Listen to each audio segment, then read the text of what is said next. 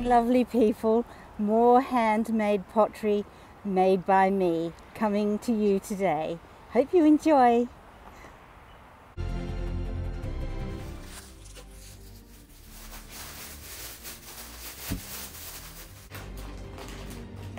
So I've been soaking this in some water, or actually I made holes into the clay to recycle. It was like a brick, very dry.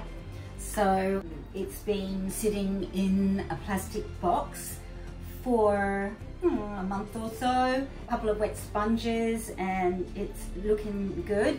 We'll see what it's like. I'm just about to wedge it up because today I'd like to demonstrate making pinch pots.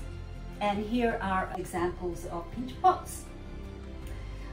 Probably a cup like one is what we're going to make today.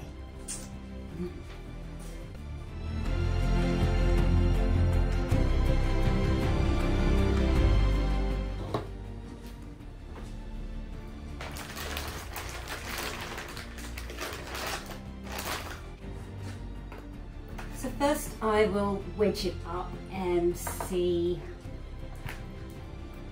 if it's going to be too wet now for hand building, because we like it to be reasonably firm clay for hand building.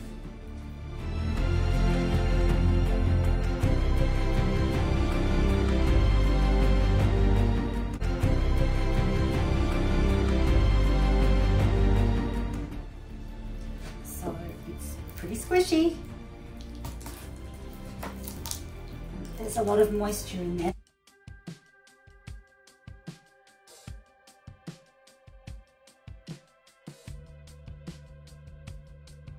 I would probably get some air bubbles coming around, and as you pull it round, the clay expands, so they will burst, they'll break open, and that is how you get rid of your air bubbles.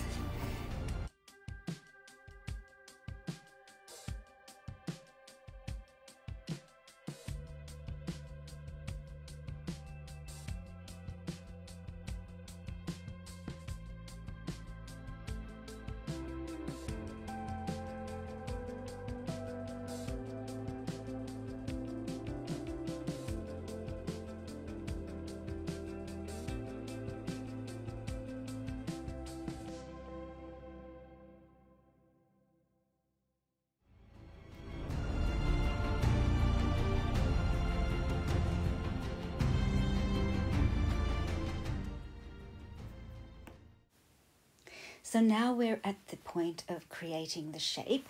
With the ball in your left palm, press your right thumb into the center of the clay so that about 0.5 centimeters is left at the bottom. Then you can gently press the clay wall with your thumb inside and the first two fingers of your right hand on the outside, while you turn the clay constantly until the wall is of an even thickness of about 0.5 of a centimetre. If the rim or the wall begins to crack, simply moisten it with a finger and press the crack closed, smoothing it with a damp sponge. But just be careful not to get the clay too wet.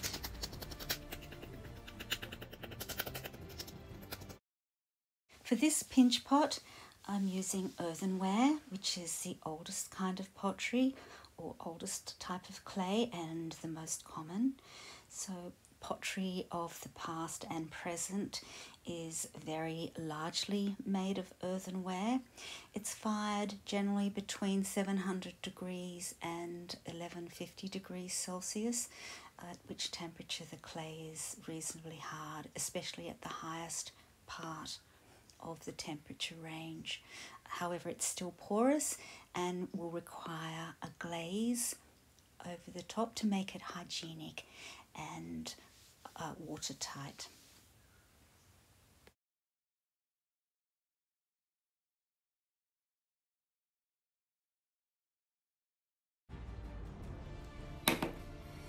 So I've brought it to a shape that I'm reasonably happy with at the moment. It's quite soft. I actually like the fingerprints in there. I really like that. You can smooth them off with a kidney shape that's been cut. You can smooth off the sides with that. That will smooth it off nicely. This probably could use a little bit more paddling to strengthen up the sides, which will give it some shape as well.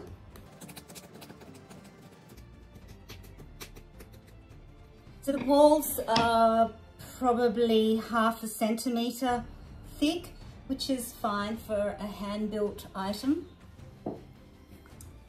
And I also like the unevenness. If you want to cut that, you would use a needle. We'll do that in the next part of the video. But what I'd like to do is just let this dry overnight. Then you can, it'll firm up and you can shape it a little. I'll cover it with cling wrap and I'll just put it over the whole thing and leave it until I can get to it next. So I will show you how to trim that edge off. And then I'd also like to actually put a foot rim on this one. And so I will show you that in the next part of the video as well. So we'll let this dry now and then we'll get back to it in the next day or so.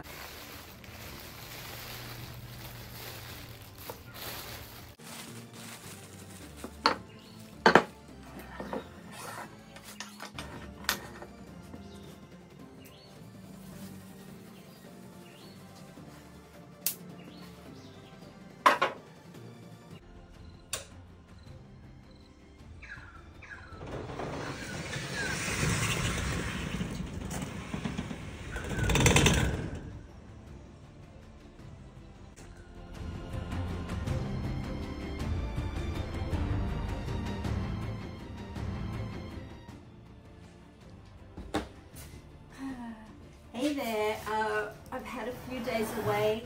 My husband had a little hospital visit. He's home now, so I'm hoping this hasn't dried out too much. So we'll have a little look and see. Oh, it's still quite soft. So we can continue to work on that, and I'll come back and we will put a base on it. I'll create a coil to put around the bottom. I quite like the bumpy top of this one, so I'm going to leave it like that. I like the lumps and bumps in this. So what we will do, we'll keep it like that, and we will put the base on. Hi guys, you'll see in part 2 of this episode that I end up evening the rim. So I'll cut that off with a needle and demonstrate that process, as well as demonstrating the addition of a foot rim to the base. So that'll be coming up in the next episode.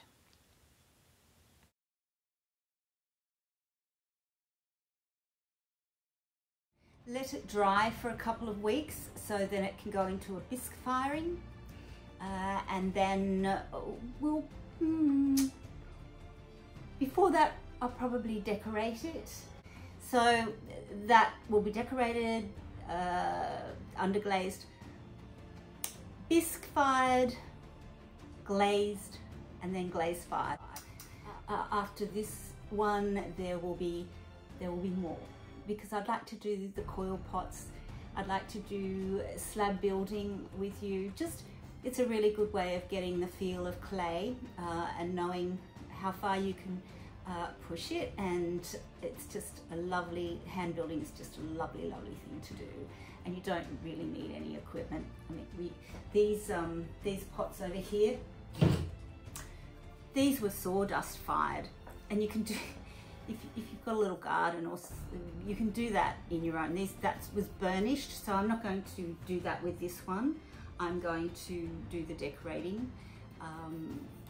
When we go on to terracotta in the future, we will probably do more about sawdust firing then, and I might do one here so that you can see how it's done. So that's what that is. Anyway, stay tuned, and I'll just teach you as much as I can about what I know about pottery, but here's the rain. Anyway, stay tuned.